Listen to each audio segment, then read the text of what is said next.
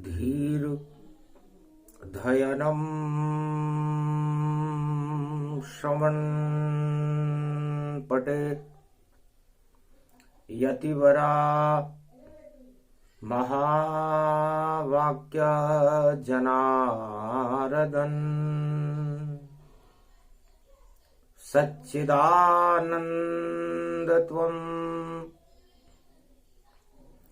शरणं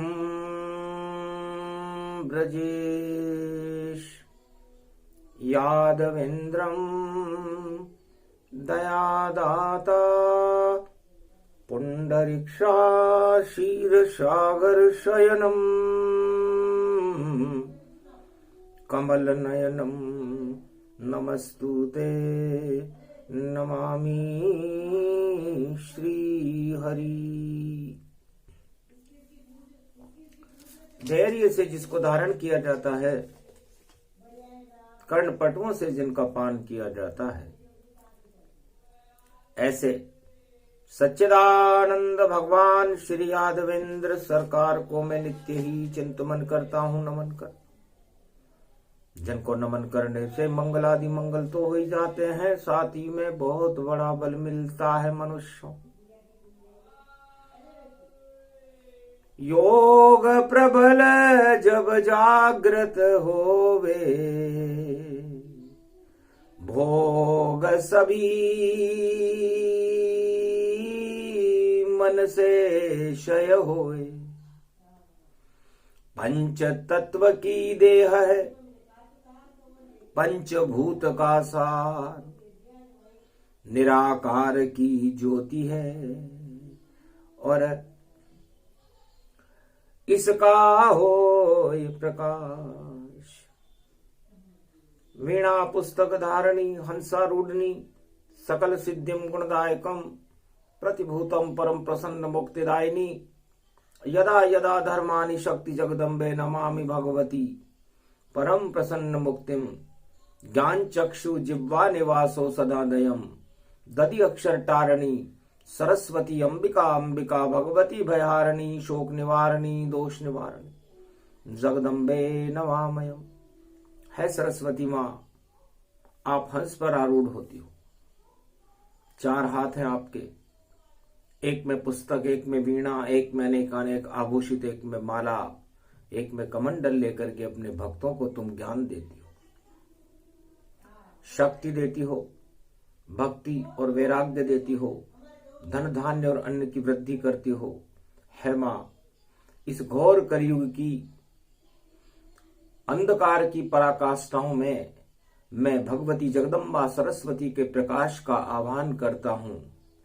7 लोक नीचे हैं, 7 लोक ऊपर हैं, मध्य में ये पृथ्वी है, सप्तऋषि मंडल का प्रकाश है। 7 घोड़ों के रथ पर भगवान सूर्य मकर से कुंभ में प्रवेश कर रहे हैं, उत्तरायण से दक्षिणायन की ओर जा रहे हैं। मकर रेखा और कर्क रेखा के मध्य में ही सूर्य की गति होती है। सूर्य की गति प्रकाश का पुंज है और अंधकार को हटाने में सक्षम है। अंधकार को गुरुत्वाकर्षण से हटा दिया जाता है। गुरु तत्व क्या है, गुरु तत्व की शक्ति क्या है, वाणी क्या है, वेद क्या है, सहस्त्र सार चक्र क्या है, अनहद नाद क्या है, ब्रह्मनाद क्या है, शिवनाद क्या है। नाद नाद में ही हो जाती और जगत गुरु फरियाद। जब भी ईश्वर याद करो तो आए आपके पास। ओम नमः शिवाय। हर हर महादेवाय। पशुपति नीलकंठे लंबोदरेकदंतम सर्वत्र विघ्ननाशा त्रिलोचना चंद्र लीलाट पटधे त्रिपुंड तिलकम चतुर्भुजम मुक्तामणि परम प्रसन्न शिव। हर हर महादेवाय। नमस्तुते रामेश्वरम परम बिल्व पत्र रसाय। ओम नमः शिवाय। नमो नमः। भगवान शंकर शिव शक्ति और बैठे हैं कैलाश। फाल्गुन मास की अष्टमी और हो गया दिव्य प्रकाश। ब्रह्मवेताओं का जमाव था। हिमालय पर्वत पर कलयुग चल रहा था। फाल्गुन के महीने की अष्टमी प्रारंभ होने वाली थी। सोमवार का दिन था। सोम अमृत को कहते हैं। तब भगवान मार्कंडेय ने भगवान शंकर से पूछा कि इस मृत्यु लोक में भी अमृत होता है क्या, और होता है तो कहां रहता है, उसका पान कैसे किया जाता है, उस योग को कैसे प्राप्त करते हैं, ईश्वर क्या है, ईश्वर कहां रहता है, ईश्वर को कैसे देख सकते हैं। अद्भुत चरित्र वेद में गावा, मार्कंडेय जब प्रश्न सुनावा, उत्तर देने लगे कैलाशी, हो गई शक्ति महाप्रकाशी, और निराकार की ज्योति प्रगटावे, ऐसा योग कल युग में आवे। मार्कंडेय जब प्रश्न बतावे, उत्तर भोले तब दे पावे। वाणी वेदों की माँ है, यह वाणी से वेद प्रगटते हैं, वाणी से गीता प्रकट हुई, और सहस नाम गुण कहते हैं।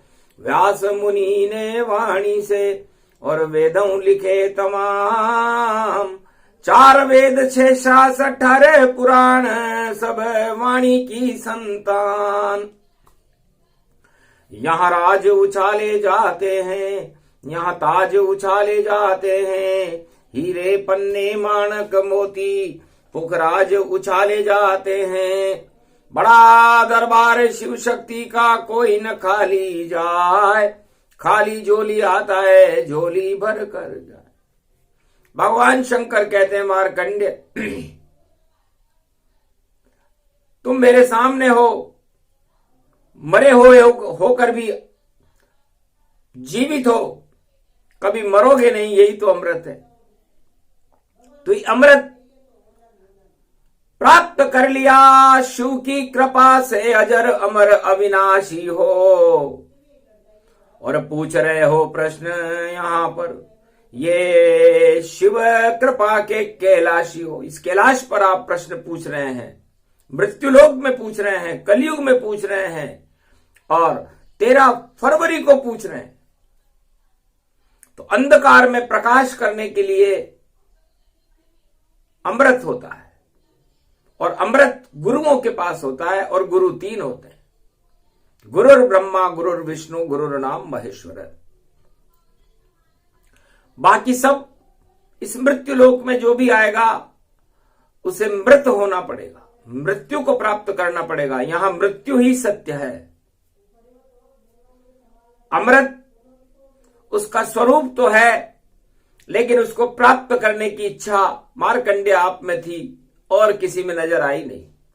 यहां पर लोग भोग प्राप्त करना चाहते हैं, उनकी इच्छाएं होती हैं, भगवान को प्राप्त करने की इच्छाएं दिखाई नहीं देती। तो भगवान को प्राप्त करने की इच्छा, उसे योग कहते हैं, और उस योग से आत्मा परमात्मा से मिल जाती है। आत्मा मृत्युलोक में अधोगति में आ जाती है, और इस अधोगति से वापस ऊर्ध्वगति में जाना, उस गुरुत्वाकर्षण को पार करके और परमात्मा के चरणों में चले जाना ही योग है। यही वाणी है, यही वेद है, और यही 7 लोकों की ऊर्जा है। 4 वेद 6 शास्त्र और 18 पुराण, 12 कमठ दिक्पाल और 14 भवन, यहां जान संपूर्ण त्रिलोक। ये गोल गोल होता है, तो ऊर्जा भी गोल होती है, और ये घूमत घूमत चलत फिरत और कभी न नष्ट ये होती है। और आत्मा के अंदर भी ऊर्जा इस पंच तत्व में होती है। पंच तत्व की देह का क्या जग में इतवार, ना जाने किस समय को जावे स्वर्ग सुधा। श्वास होते हैं मार्कंडे, और इस श्वास में ईश्वर का प्रकाश होता है। हर पंच तत्व, ये तो मिट्टी का पुतला है, क्षिति जल पावक गगन समीरा, पंच तत्व मिल बने शरीरा। ये जो 5 तत्व हैं, भूत है, आधारभूत है जीवन के, इनके अंदर आत्मा का प्रकाश सत्य है।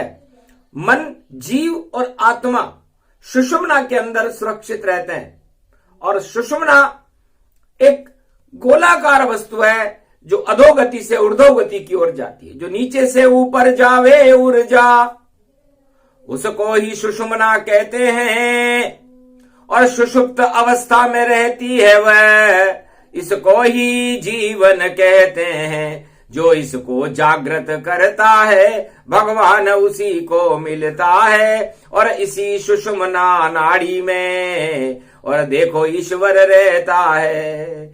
900 कोटा 72 नाड़ी, और इसमें ईश्वर का प्रकाश, उसे सुषुम्ना कहते हैं। बोले मार्कंडे से शिव कैलाश। भगवान शंकर ने कहा कि मन, जीव और आत्मा इस सुषुम्ना में प्रकाशमान रहते हैं, और ये गोलाकार घूमती रहती है। गोलाकार शिव भी है गोला, और देखो पिंड के अंदर बोला, और सारा जगत है यहां पर डोला, और इसमें निकला है एक भोला।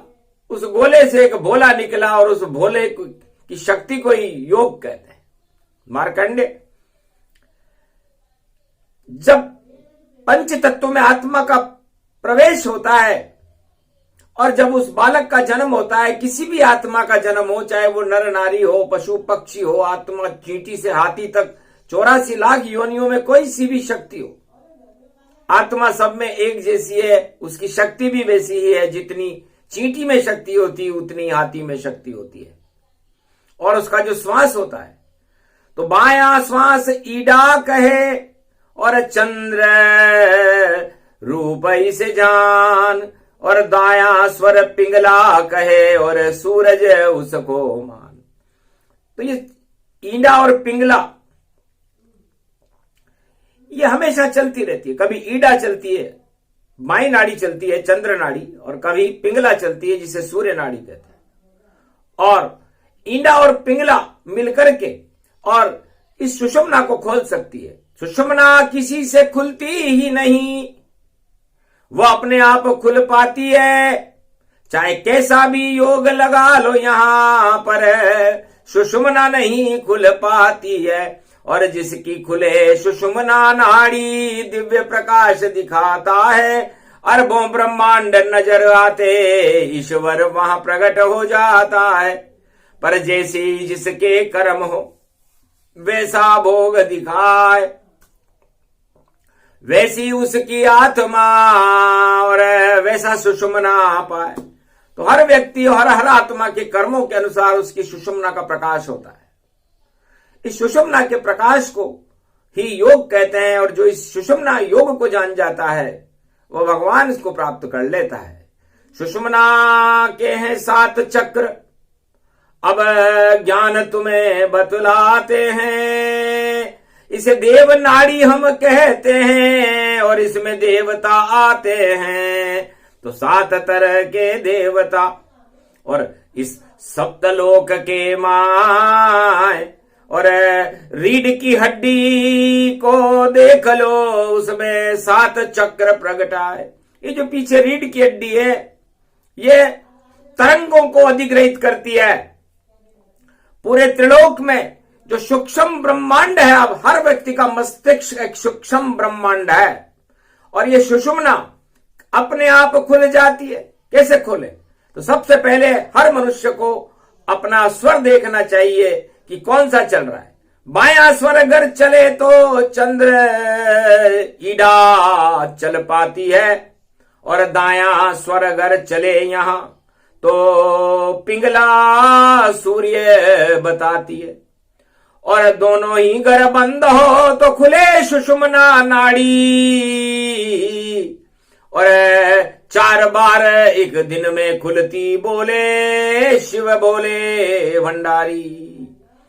सुषुम्ना अपने आप खुल जाती है, इसे कोई खोल नहीं सकता। 4:30 बजे प्रातः काल और 6:30 तक खुलती है। अगर योग लगाओ इस योग में तो शक्ति उन्हें सबको मिलती है। जब दोनों स्वर बंद हो, न चंद्र स्वर चले, ईडा चले, न पिंगला चले, न सूर्य स्वर चले, उस समय अपने आप खुल जाती है। वो समय होता है हर दिन 4:30 से 6:30 बजे तक खुल जाती है ये अपने आप, और इसे कोई खोल नहीं सकता है। दोनों स्वर वहां पर बंद रहे तब नाड़ी योग जागृत होता है। तो सुषुम्ना खुल जाती है और करो ब्रह्म को याद, ब्रह्म तुम्हें मिल जाएगा और सुने सभी फरियाद। फिर मध्याह्न काल में 11:30 और 12:30 तक खुलती है और अभिजीत मुहूर्त होता है और शक्ति सबको मिलती है। मध्याह्न काल में ये 11:30 से 12:30 तक सुषुम्ना अपने आप खुल जाती है। हर मनुष्य की खुलती है, हर जीवधारी की खुलती है। इसे खोलने के लिए कोई योग लगाने की जरूरत नहीं। और जब फिर आवे संध्या काल, गोधूली बेला आती है और 5:30 से 6:30 तक फिर सुषुम्ना खुल जाती है। तो वो सुषुम्ना सूर्यवंश की खुलती है प्रातः काल से और मध्याह्न काल में, और फिर चंद्रवंश की गोधूली बेला से खुलती है। और जब 11:30 बजे रात के 12:30 बज जाते हैं तो चंद्रवंश के चंद्रवंशी और अमृत तब प्रगटाते हैं। खुले सुषुम्ना महारास में और खोले कृष्ण भगवान शरद पूर्णिमा को और अमृत करते पान। तो अमृत पान होता है शरद पूर्णिमा को। भगवान कृष्ण महाराज उसी बेला में सुषुम्ना की नाड़ी में ही नचाते हैं। जब 11:30 से 12:30 बजता है तब सेवा कुंज में सुषुम्ना खुली रहती है और अभिजीत मुहूर्त में सूर्य सुषुम्ना खुली रहती है। जब भगवान राम का जन्म हुआ दिन के 12 बजे और रात के 12 बजे भगवान कृष्ण का जन्म हुआ, तो ये दोनों ही सुषुम्ना है। इनको सूक्ष्म रूप से जो व्यक्ति अपने मन में बुला लेता है उसकी सुषुम्ना उस समय खुली रहती है। और जब सुषुम्ना खुलती है उस समय योग लगाना चाहिए, अपने आप ही लग जाता है। और देखो आत्मा परमात्मा से योग, और बाकी जितना समय है 24 घंटे में होते भोग ही भोग। बाकी समय तो भोग होते हैं। आप ध्यान लगाओगे लगेगा नहीं। चंद्र स्वर में ध्यान लगाओगे ईडा में तो विचार ही विचार आते रहेंगे। पिंगला स्वर में ध्यान लगाओगे तो आपका शरीर अस्त व्यस्त हो जाएगा। कहीं कुचर चलने लग जाएगी, कहीं खुजली चलने लग जाएगी, कहीं गर्मी और सर्दी और बरसात लगने लग जाएगी, कहीं कोई दर्द होने लग जाएगा। इसलिए ईडा पिंगला में नहीं होता है कोई योग, केवल योग तो होता है और सुषुम्ना रूप स्वरूप। तो अद्भुत ज्ञान शिव जी बतलावे और शक्ति को ये कथा सुनावे। मारकंड्य प्रसन्न भय भारी, योग जागृत हो गए नर नारी। कैलाश पर्वत पर सभी ब्रह्मवेताओं का योग जागृत हो गया। फाल्गुन का महीना था, महाशिवरात्रि आने वाली थी, इसलिए योग भगवान शिव को ही तो कहते हैं। योगेश्वर है, योगियों के योगी आद्य गुरु हैं, जिनके अंदर निराकार की ज्योति का प्रकाश रहता है, जिनका जन्म भी नहीं होता लेकिन वो जन्म और मृत्यु से भी परे हैं। तो सहस्त्रसार चक्र और ओमकार झनकार, और जब आवे ब्रह्म मुहूर्त प्रातः काल 4:30 से 6:30 बजे तो पद्मासन गतिधार, पद्मासन लगा लेना चाहिए। जो योग और भगवान को प्राप्त करना चाहते हैं उनके लिए ये वाणी है, योग वाणी है, इसलिए गृहस्थियों का विषय नहीं है। इसे गृहस्थी ऐसा न करें, और करें तो किसी गुरु की कृपा से करें, क्योंकि बिना गुरु मिलता नहीं और कोई भी ये ज्ञान। कलयुग में कोई गुरु नहीं, बोले शिव भगवान। कलयुग में ऐसे गुरु है नहीं जो आपका योग जागृत कर दे, भोग जागृत कर दे रे सारे गुरु खड़े तत्काल। ये तो कली काल है रे भैया, और सारे गुरु हैं मालामाल, और उनके शिष्य भी मालामाल हैं। और देखो गला रहे सब दाल, दाल में काला कर गए गुरु सब है। और देखो अब आवेंगे दीन दयाल। इसलिए भगवान ने सोचा कि या तो गुरु घंटाल हो गए सब, तो दीन दयाल को भेज रहे 21वीं शताब्दी में, जिनका नाम है कल्कि अवतार। तो है भारतीयों, है सवा अरब भारत वालों, भोगों से दूर रहो, सत्य के प्रकाश में रहो। आज वाणी आपको महाशिवरात्रि जो 18 फरवरी को आएगी, उसके पहले योग सिखा रही है, प्रेम सिखा रही है। सीधे बैठ जाओ, पद्मासन लगा लो और अपनी श्वास को छोड़ना और खींचना शुरू करो। तो 4:30 बजे जब ऐसा करो तो जहर सभी निकल पावेगा। जो इंद्रियों में विष भरा हुआ सब बाहर अपने आप हो जावेगा।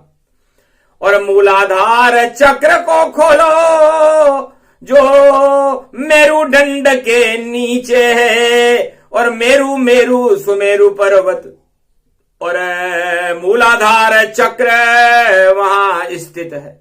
ये गुदा में स्थित होता है। इसके देवता हैं गणेश। तो मूलाधार मतलब मूल, आपके पंच तत्व का जो वृक्ष है उसकी जो जड़ है वो गणेश है। अब उस गणेश के अंदर जो बुद्धि है, 4 चक्र होते हैं वहां, धर्म अर्थ काम मोक्ष, 4 चक्र होते हैं वहां पर। और पृथ्वी तत्व है, और गणेश को लंबोदर कहते हैं। तो गणेश का रंग लाल रंग का होता है, सिंदूरी रंग होता है, लाल रंग। तो जब 2 पल के लिए मूलाधार चक्र पर और कर लो भाई सब ध्यान, और लंबोदर का मंत्र है लम लम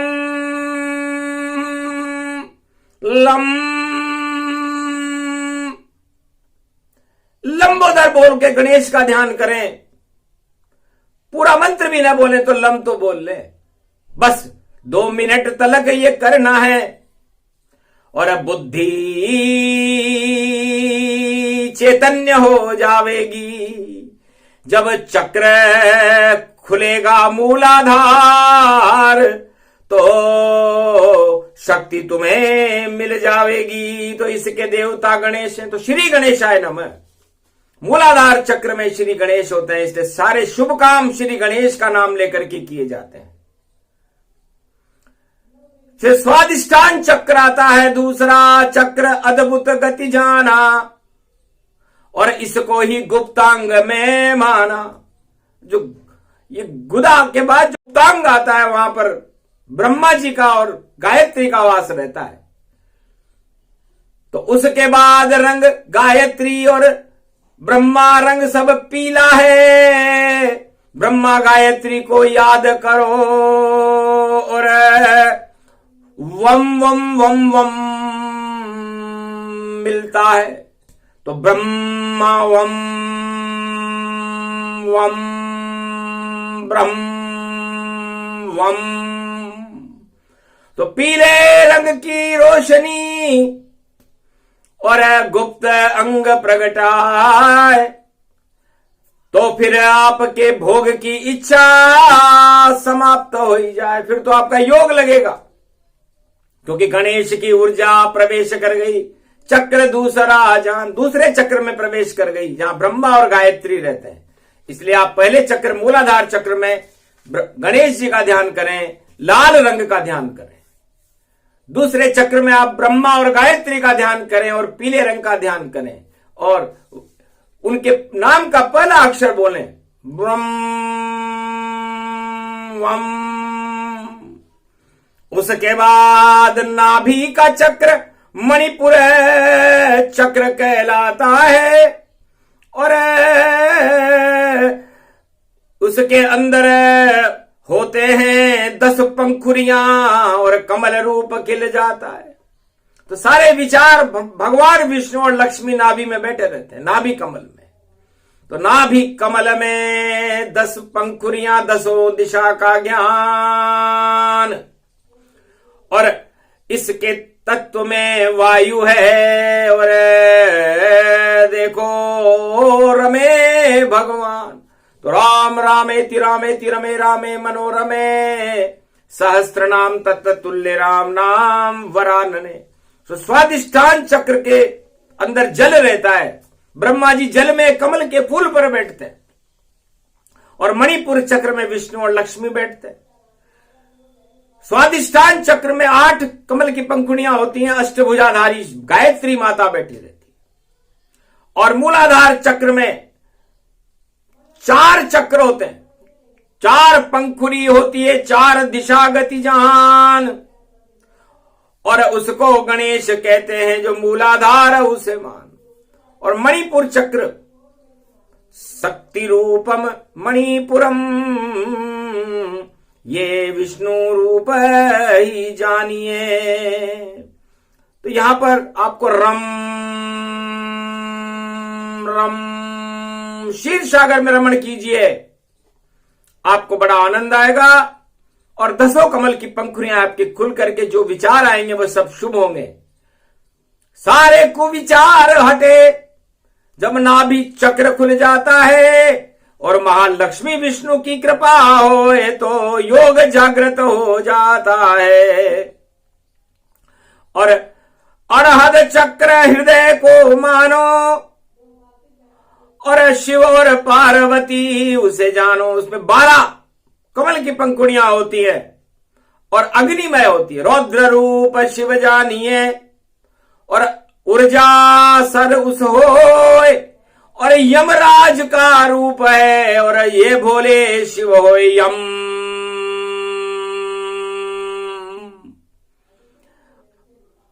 दो मिनट तलक बोलो इसको तो अनहद नाद प्रगटावेगा। और जब जागृत होगा अनहद नाद तो विशुद्ध चक्र खुल जावेगा। इसको तो कंठ हम कहते हैं जहां नव दुर्गा सब बसी हुई और सरस्वती मां रहती है। और देखो 16 दल की यह कली, 16 कला होती है वहां पर। कंठ निवास करती है सरस्वती, उसका मंत्र है हंसारूढ़नी हम। प्रकृति है तो हरे रंग की होती है, इसलिए आप वहां पर ध्यान करें। और खुले जब आज्ञा चक्र जहां तिलक लगाया जाता है और दिव्य दृष्टि इसको कहते और आत्मा रूप प्रगटाता है। 2 ही पंखुड़ी कमल में ओमकार झनकार, दिव्य दृष्टि उसको कहे बोले शिव साकार।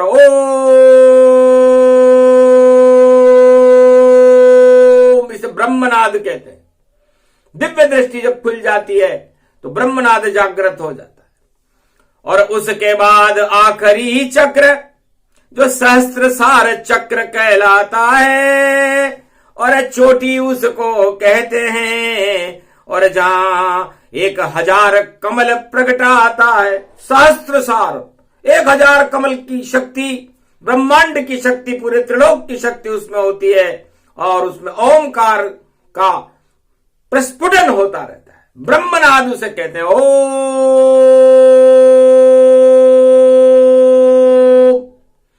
तो नीचे से ऊर्जा चले अधोगति से जाए और सहस्त्रसार चक्र में पहुंचे तो प्रकाश फैलाए।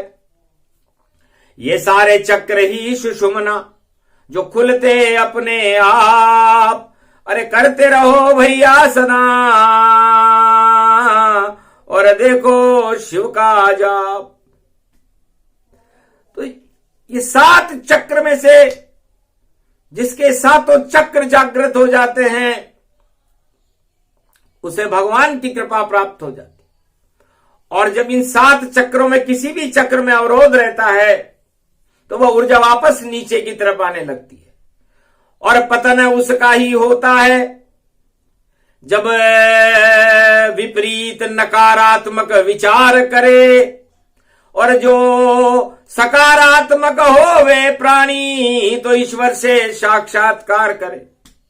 तो दानव, देवता और मानव में क्या अंतर होता है? मानव भोग में चले जाते हैं, देवताओं के तो एक ही इंद्रिय होती है, तो सुषुम्ना खुली रहती है। और मानव सकारात्मक विचार करके अपने मूलाधार से और सहस्त्रसार चक्र तक जाने के बाद उस ऊर्जा को प्राप्त करके देवता बन सकते हैं। और दानव ऐसा करते ही नहीं है, वह तो सारे चक्रों में और विष भरते तन पाए, नकारात्मक ऊर्जा भरते तो पतन उनका हो ही जाए। इस कारण सतयुग से कलयुग तक चारों युगों में पतन हुआ तो दानव शक्तियों का हुआ। देव शक्ति और मानव शक्तियों का हमेशा उत्थान होता है। उत्थान करने के लिए कोई सरकार नहीं आती, कोई किताब नहीं आती, कोई गुरु नहीं आता। आते हैं तो गुरु की कृपा आती है। वो ब्रह्मा, विष्णु, महेश और भगवान कृष्ण, ये 5 गुरु हैं। सना भवानी दायिनी सन्मुख रहे गणेश, 5 देव रक्षा करे, ब्रह्मा विष्णु महेश। तो 5 गुरु की कृपा को और प्राप्त करो सबताय, खुले सुषुम्ना नाड़ी तो जीवन मुक्त हो जाए। योग प्रसंग वाणी ने सुनाया और मारकंड्य को शिव ने बतलाया। पर कलयुग की ये कालिमा, यहां कैसे होगा प्रकाश? सहस्त्रसार चक्र सब बंद हैं और सारे यहां निराश। इस कलयुग को जो भगवान शंकर ने देखा और मारकंड ने देखा, तो भगवान शंकर ने कहा, मारकंडे तुम मृत्यु के डर से निराश थे और तुम्हें लगता था कि अब तुम्हारी मृत्यु 11 वर्ष 11 माह और 11 दिन में हो जाएगी।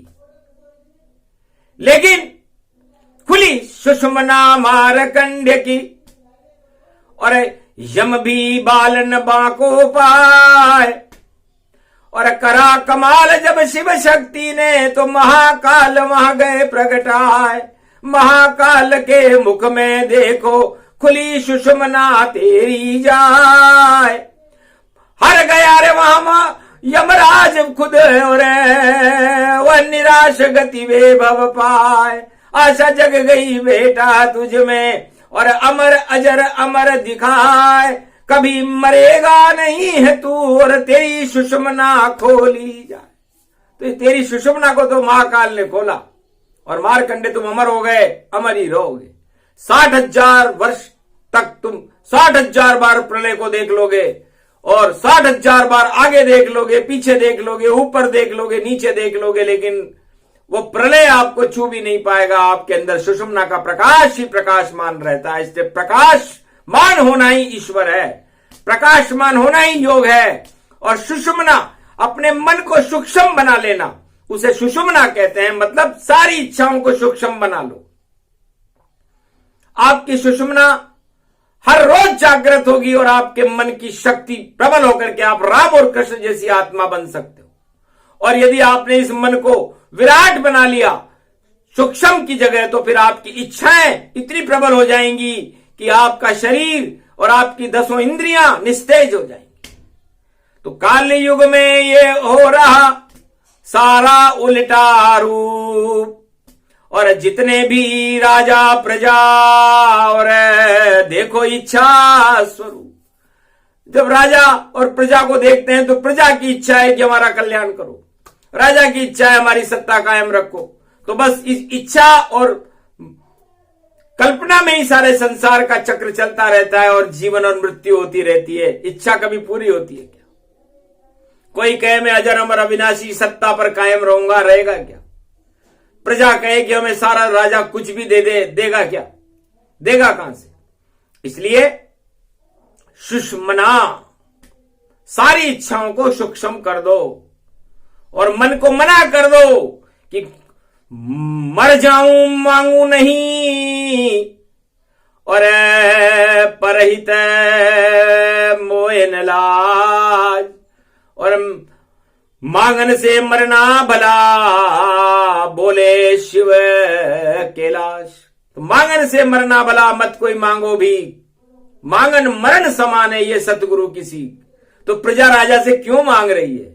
राजा तो खुद भिखारी है, वो क्या आपको भीख देगा? एक भिखारी दूसरे भिखारी को और दान नहीं दे सकता है। अदानी है वह राजा प्रजा, वो दान नहीं कुछ कर सकता है।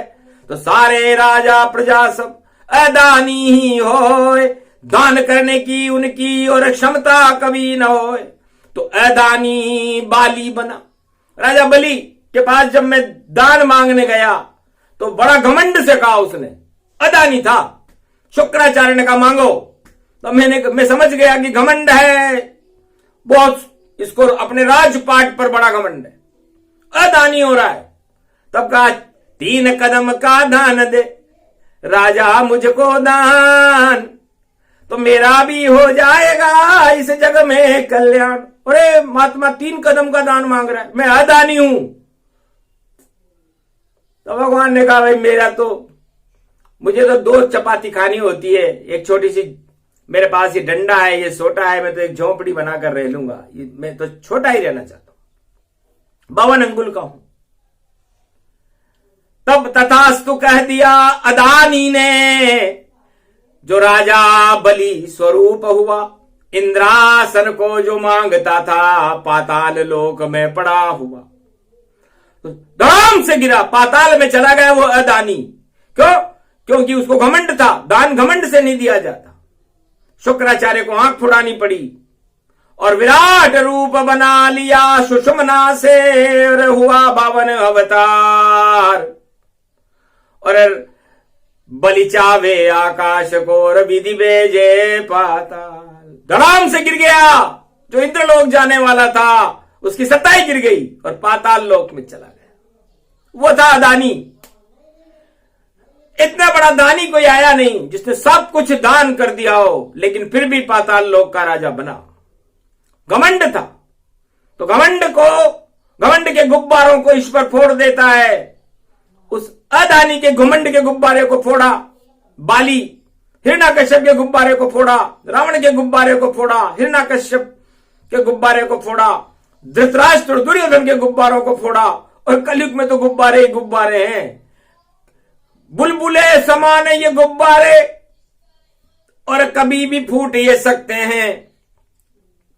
और लूटने वाले इनको तो पल भर में लूट यहां सकते हैं। तो लुट गई भैया तेरी जागीरी, इसे बचा कोई नहीं पावेगा। घर खोलेगा नहीं तू 7 चक्र, तो मृत्युलोक में रह जावेगा। 84 लाख योनि भोगेगा, ईश्वर से नहीं मिल पावेगा। इसलिए क्यों इच्छा करता है राज ताज की, इच्छा सहित मर जावेगा। तो छोड़ो इच्छा राज ताज की और भोगो सब भगवान। सहस्त्रसार चक्र का और शिव जी ने दिया मारकंड्य को ज्ञान, अद्भुत ज्ञान चरित्र में गावा। और वेद सार सबको बतलावा, यही गीता ज्ञान भवानी, और यही ज्ञान कृष्ण गति जानी। कृष्ण ने यही ज्ञान अर्जुन के 7 चक्र खोल दिए थे।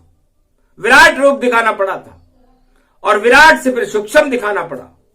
तो सूक्ष्म से विराट और विराट से सूक्ष्म होना ही सुषुम्ना है। सुषुम्ना जिसके जागृत हो जाती है वो सूक्ष्म से विराट हो जाता है, और विराट से सूक्ष्म हो जाता है। यह हनुमान जी ने अपनी सुषुम्ना नाड़ी को जब खोला तो जस जस सुरसा बदन बढ़ावा, और दुगन रूप कपि रूप दिखावा। तो दुगनी दुगनी सुरसा होती गई, दुगने दुगने हनुमान होते गए। आखिरकार हनुमान जी मसक समान रूप कपि धारा, सुरसा मुख से बाहर आ गए, तो सूक्ष्म बन गए। अतुलित बलधाम ने सोचा कि इसमें कोई चक्कर ही, सूक्ष्म बन जाओ, तो छोटे बनकर आ गए। और सुरसा मुख से बाहर, सुरसा भी चक्कर खा गई। और भक्त राम का प्यार, ये तो कोई राम का भक्त है। इसलिए सूक्ष्म और विराट, अपनी इच्छाओं को सूक्ष्म कर लो और भक्ति को विराट कर लो, तो परमात्मा से आप मिल जाओगे। ये पहली बार दिया ज्ञान भोले भंडारी, क्यों करते हो ये इच्छा सब बेकारी। इच्छा को छोड़ भगवान विराट को देखो, और अधोगति से गुरुत्वाकर्षण से बाहर निकल कर ईश्वर पे नजर तो फेंको, फिर वहां नजर आएगा तुमको। जब सहस्त्रसार चक्र में आदमी पहुंच जाता है, उसके बाद उसे सत्य का प्रकाश नजर आता है, जिसे श्वेत रंग कहते हैं। और भारत के तिरंगे में यह रंग सुरक्षित है कि हमें इस चक्र के अंदर बंद के रहना है, बाकी सारे चक्कर बेकार है। भोग सत्ता का चक्कर बेकार, सत्य का चक्र तो इस सफेद रंग में ही रहता है, जिसे विष्णु लोग कहते हैं, क्षीर सागर कहते हैं। ये हमारे तिरंगे में सुरक्षित है। और ये ब्रह्मा का रंग भी सुरक्षित है, केसरिया, जिसे सर्वशक्तिदायक। उस चक्र को भी आप देख लो कि उस चक्र में क्या क्या है। वो चक्र है स्वाधीन दिष्ट चक्र, जिसमें ब्रह्मा जी रहते हैं, और ब्रह्मा का रंग केसरिया होता है, भगवा होता है। तो भगवान को याद करने के लिए ही तो तिरंगा है। तो भारत रूपी सहस्त्रसार चक्र और सुषुम्ना यहां लहराता है, और लाल किले पर उड़े रे तिरंगा लाल लाल हो जाता है। तो मूलाधार चक्र का रंग लाल होता है, ये लाल किले पे उड़ता है, और इस लाल किले से उड़ करके पूरे त्रिलोक में छा जाता है तिरंगा। तो उसके बाद फिर केसरिया रंग आता है, उसके बाद फिर विष्णु का रंग आता है, और उसके बाद फिर शिव जी का रंग आ जाता है, हरा रंग। और ये तिरंगे में सारी सुषुम्ना का ही साकार स्वरूप है। धन्य धन्य मेरा देश भवानी, और जिसमें शक्ति हो महारानी, और सरस्वती है इसकी शक्ति, और ब्रह्मा विष्णु महेश की भक्ति। लाल किले पर उड़े रे तिरंगा, और देखो रंग होए सब भंगा। ईश्वर शक्ति ऐसे प्रगटावे, सारे भारत के लाल कहावे। तो लाल किले का मतलब है, लाल किले पे तिरंगा क्यों उड़ाते हैं? कि सब भारत माता के लाल है, और आपके मस्तिष्क पर ये तिरंगा उड़ता रहे, और आपकी सारी इच्छाएं समाप्त होकर के सुषुम्ना जागृत हो जाए आपके अंदर। तो ये सारा सब कुछ दिख रहा दिल्ली में, भाई सब कुछ दिख रहा दिल्ली में। और दिल्ली दिल को कहते हैं भाई, नहीं उड़ेगी खिल्ली में। तो खिल्ली नहीं उड़ाना हो तो दिल में सुषुम्ना को बसाओ, शिव को बसाओ, ब्रह्मा को बसाओ, विष्णु को बसाओ, तिरंगे को बसाओ, भगवान रंग को बसाओ, भगवान को बसाओ, और भारत को बसाओ।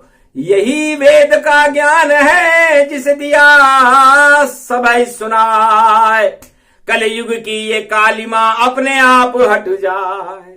अद्भुत ज्ञान प्रसंग सुनावा, और मारकंड को सब समझावा। कलयुग में बोली ये वाणी, ये तो शिव और बोले भवानी। ये कैलाशपति ने बोला, सुषुम्ना का राज सब खोला। 4 वेद 6 शास्त्र और 18 पुराण, नहीं मिलेगा यही है और तिरंगा ज्ञान, इसे सुषुम्ना कहते हैं। समझो और समझाओ, दिल्ली में क्या रखा है, और दिल में भगवान बसाओ। ये प्रसंग जो भी सुने उसके दिल में भगवान, बाकी सब तो दिल्ली है और खिल्ली उड़े इंसान। इसे दिल्ली में तो खिल्ली उड़ेगी भैया, और दिल में भगवान की तरंग उड़ेगी। तो सुषुम्ना का मतलब ही यही है, सहस्त्रसार चक्र जो खोल लेता है उसके अंदर भगवान की तरंगें उड़ने लग जाती है, भोग नष्ट हो जाते हैं, और भगवान से मिलकर क्षीर सागर का श्वेत रंग शांति का प्रतीक ये भारत हो जाता है, और दिव्य प्रकाश हो जाता है। उसे कल की भगवान का प्रकाश कहते हैं। जब अड़हद नाद जागृत होता है, सहस्त्रसार चक्र जागृत होता है, वीणा पुस्तक धारणी खंड में निवास करती है, उसे वाणी कहते हैं। उससे वेद बनते हैं, और वेद में कभी खेद नहीं होता। इसलिए जब जहां खेद ना हो वहां सुषुम्ना है, और जहां खेद हो वहां तो फिर सब कुछ अपना ही अपना है। तो जो अपना अपना कहे और नहीं पराया करे भलाई, और खाता रहे चुपचाप मलाई, तो उसकी खिल्ली उड़ेगी भाई। जो बतलाना था बतला दिया, और दे दिया सारा ज्ञान के राष्ट्रपति भोले ने, और दिया सुषुम्ना ज्ञान। ये प्रसंग जो भी सुने, और ईश्वर मिले तत्काल। शिवरात्रि पर योग लगाओ तो हो जाओ माला माल। शिव की कृपा, शक्ति की कृपा, और मिले महाशिवरात्रि, वही पात्र बनेगा भोले का। और भारत रूप कृपात्री, तो कृपा होए भारत के ऊपर, कृपा करे भगवान। सारा ज्ञान सुना दिया शंभु ने और अंतर ध्यान भगवान। ये वाणी पूरी हुई सुषमना का ये ज्ञान। अरे सुनो सुनाओ भारत वालों, हट जाए अज्ञान। बोलो जय श्री राम, जय भारत माता, जय कैलाशपति मार्कंड भगवान की जय। जय श्री राम।